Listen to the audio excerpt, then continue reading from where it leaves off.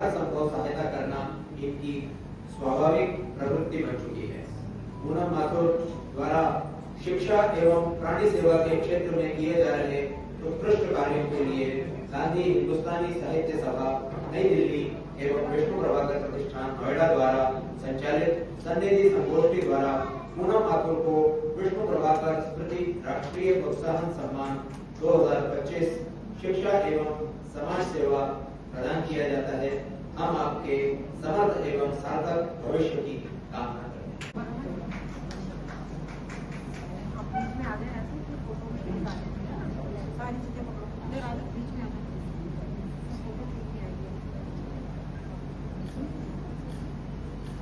मैं तो अनुराधा जी और कुसुम बहन से भी आग्रह करूंगा कि पूनम माथुर को आशीर्वाद आकर देने की कृपा करें।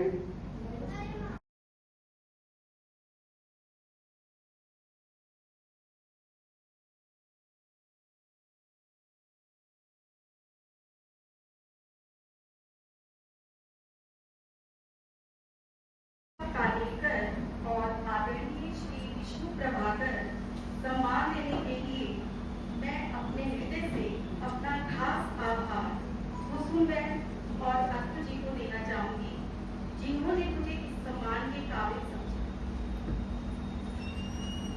इसी के साथ जिन लोगों के सहयोग के बिना शायद मैं अपने कार्यों को नहीं कर पाती, संभव ही नहीं था कर पाना, उनके नाम मैं यहाँ पर अवश्य लेना चाहूंगी और उनको कोटि कोटि धन्यवाद देना चाहूंगी।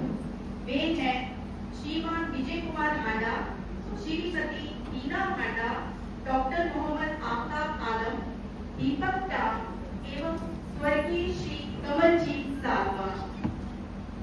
सच मानिए यह सम्मान मेरे लिए प्रेरणा का स्रोत है।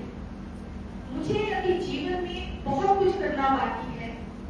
मैंने अपने जीवन में ये सीखा है कि हर चीज का समय निश्चित होता है। कोई भी कार्य तभी होगा जब उसके लिए निश्चित किया गया वक्त आएगा। कई बार हम किसी कार्य को करना भी चाहें तो परिस्थितियां वैसी नहीं बन पाती, लेकिन सही समय आते ही वह कार्य तुरंत संभव हो जाता है। प्रत्येक व्यक्ति का जीवन जीने का कोई ना कोई उद्देश्य आवश्यक होता है। मेरा उद्देश्य समर्पण भाव से समाज को कुछ देना है। मैंने अपने NGO the aura of Karma foundation इसीलिए ही बनाया है ताकि मैं अपने उद्देश्यों को पूरा कर सकूं। समिति के कुछ बच्चों को तो मैं हमेशा यहाँ आकर पढ़ाया करती थी, परंतु सन 2019 से बेला गांव राजघाट के पास स्थित मूलचंद बस्ती में मैंने गरीब एवं स्कूल न जाने वाले बच्चों को पढ़ाने का मिशन आरंभ किया। वहां रहने वाले बच्चों को कपड़े, जूते, किताबें, पेन, कॉपियां आदि बांटने का कार्य किया। मूलचंद बस्ती में कई बार ज्यादा सर्दी, गर्मी और खास करके बरसात में बिना छत के पढ़ाना कई बार मुश्किल हो जाया करता था। इससे जुड़ी एक घटना का जिक्र मैं यहाँ आप सबके सामने करना चाहूंगी। मुझे करीबन 2-3 साल वहाँ पढ़ाते हुए हो चुके थे। बरसात के दिन शुरू होने को थे, अतः हमने एक झुग्गी बनाने की सोची ताकि बारिश आने पर बच्चों को पढ़ाने के कार्य में बाधा न पहुंचे। मैंने अपने सहयोगियों सहित रात 10 बजे तक झुग्गी बनाने का कार्य किया था। अगले ही दिन मुझे सूचना मिलती है कि पुलिस के बीट ऑफिसर ने आकर हमारे पढ़ाने की झुग्गी की तोड़-फोड़ कर दी है। उस बात से मुझे बहुत दुख पहुंचा। मैं गांधी सन्निधि में श्री विजय कुमार हांडा और वीना हांडा जी के साथ बैठी थी। वो मुझे आश्वासन दे रहे थे कि सब कुछ ठीक हो जाएगा। अचानक से मुझे एक कॉल आती है। दूसरी ओर से एक व्यक्ति मुझे कहता है कि हम क्षमा चाहते हैं, आपके पढ़ाने की झुग्गी तोड़ने के लिए आप एक बहुत अच्छा कार्य कर रही हैं। हम आपके साथ हैं, कृपया उसे जारी रखें। मेरे पूछने पर पता चला कि वह शख्स कोई और नहीं एसएचओ दरियागंज थे, जिनका नाम संजय कुमार था। पहले तो मुझे विश्वास नहीं हुआ कि एसएचओ मुझे फोन करेंगे, न जाने कहां से मेरा नंबर उनको मिला था।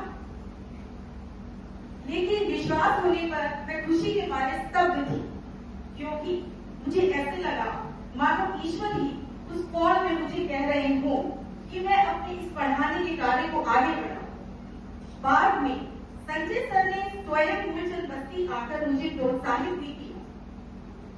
तो कई बार जीवन में जब हम किसी काम को मेहनत और लगन से करते हैं तो बाधाएं स्वयं ही दूर हो जाती हैं। शिक्षिका होने के साथ ही मैं एक एनिमल बर्ड लवर और एक्टिविस्ट भी हूँ। बेजुबानों से मुझे उनकी भावनाओं को समझना पड़ता है, उनसे बहुत प्यार है मुझे, क्योंकि वे तो बेजुबान हैं। उनके खाने पीने, उनकी तकलीफ को समझना, उनका बीमार पड़ने पर इलाज कराना, ये सभी कार्य मैं करती हूँ। ऐसा करके मुझे परम सुख की अनुभूति होती है। इस कार्य को भी मैं पिछले 15 वर्षों से कर रही हूँ। अपने से बड़े बूढ़ों को सम्मान देना और उनकी सेवा करना भी मेरे जीवन का अहम उद्देश्य है।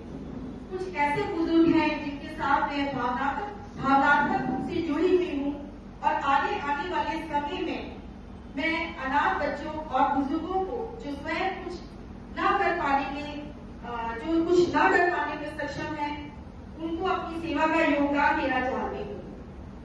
बाकी विचारधारा से मैं एक गांधीवादी हूँ। गांधीवाद एक ऐसा विचार है जिसको मैं स्वयं अपने अंदर महसूस करती हूँ।